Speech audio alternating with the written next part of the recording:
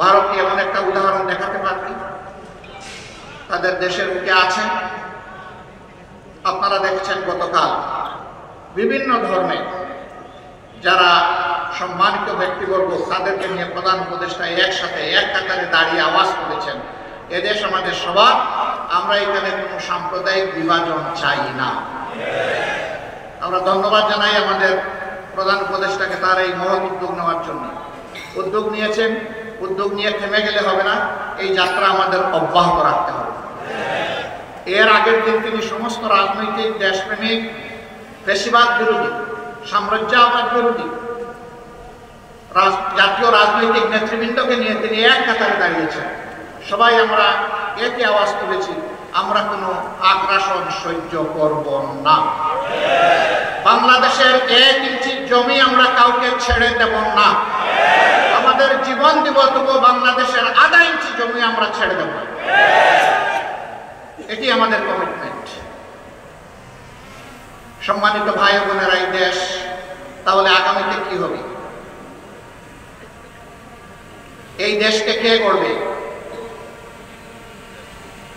এই দেশ গড়তে হলে কিছু ছাতাবাজ মুক্ত হাত দরকার, কিছু চরিত্রবান দুর্নীতিমুক্ত মানুষ দরকার, কিছু দেশপ্রেমিক চিন্তাশীল বিচক্ষণ মানুষ দরকার। এই বিচারটা করবে কি? আমাদের হাইকোর্ট না জজ কোর্ট না সুপ্রিম কোর্ট? এই বিচার করবে জনতার আদালত। জনগণকে বোকা ভাবার কোনো কারণ নেই। আমরা জনগণের উপর আলহামদুলিল্লাহ পূর্ণ আস্থা রাখি। জনগণ বিচার করবে অতীত কার কেমন ছিল, বর্তমান কার কেমন, আর ভবিষ্যৎ কার কেমন হতে পারে। অতীত, বর্তমান এবং ভবিষ্যৎ বিবেচনায় জনগণ সিদ্ধান্ত নেবে। আমরা সেই সিদ্ধান্তের অপেক্ষায়। তাহলে সিদ্ধান্তটা আসবে কিভাবে? অবশ্যই নির্বাচনের মধ্য দিয়ে। সেই নির্বাচন হতে হবে সুষ্ঠু, অবাধ এবং গ্রহণযোগ্য। এখানে কোনো পেশি শক্তি অথবা টাকার খেলা চলবে না। এই রাস্তা বন্ধ করতে হবে। এই রাস্তা যদি বন্ধ করতে হয়, তাইলে কতগুলো প্রয়োজনীয় সংস্কারও আনতে হবে। সেই সংস্কারে সরকার হাত দিয়েছে। আমরা সরকারকে অনুরোধ করব সংস্কারে গতি বাড়াতে। সংস্কারে গতি বাড়িয়ে মৌলিক সংস্কারগুলো করে একটা সুষ্ঠু নির্বাচন জাতিকে উপহার দেন। আপনারা যেন ইতিহাসে স্মরণীয় হয়ে থাকতে পারে।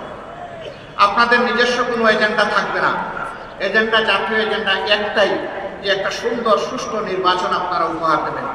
তার জন্য যত সংস্কার প্রয়োজন তাই আপনারা করবেন। আমরা আপনাদেরকে চাপ দিচ্ছি না। আবার অনুরোধ করব, আপনারা মূল্যবান সময়টাকে নষ্ট করে দীর্ঘায়িত করবেন না। আপনারা যৌক্তিক সময়ের ভিতরে এই নির্বাচন জাতিকে উপহার দিন।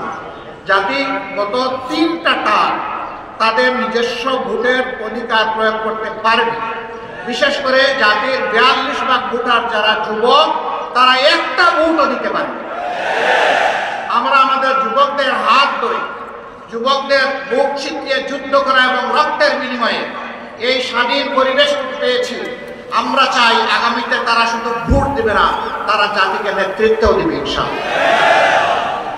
আমরা একটা যুব সমৃদ্ধ বাংলাদেশ গঠন করতে চাই। আমরা আমাদের যুবকদের হাতকে বেকারের হাত হিসাবে দেখতে চাই না। আমরা আমাদের যুবকদের হাতকে উন্নয়নের হাত হিসাবে দেখতে চাই, কর্মীর হাত হিসাবে দেখতে চাই, দেশপ্রেমিকের হাত হিসাবে দেখতে চাই, জনতার পাশে দাঁড়ানো হিমালয় পর্বতের মতো শক্তি হিসাবে দেখতে চাই।